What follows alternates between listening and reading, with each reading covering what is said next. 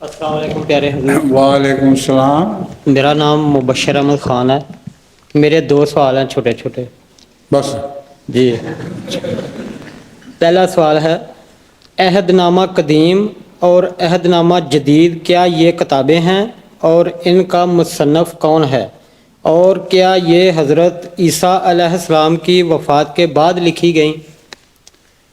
عہد نامہ قدیم سے مراد تو بائبل ہے، اور ان کا مصنف اللہ تعالیٰ بتایا جاتا ہے، کوئی انسان مصنف نہیں ہے.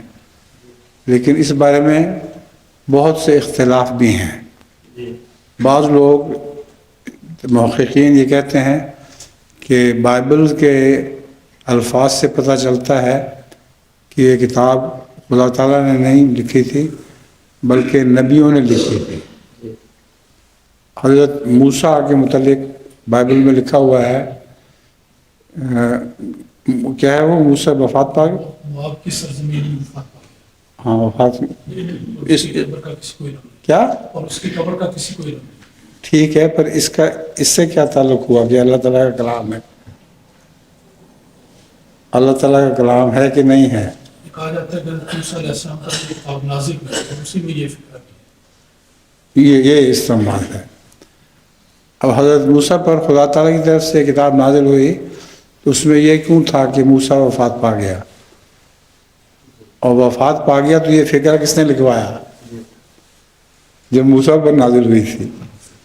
تو اس لیے بائبل کے متعلق بھی اختلافات ہیں، مگر بنیادی چیز یہی ہے کہ اکثر خدا تعالیٰ کی طرف سے آئی تھی.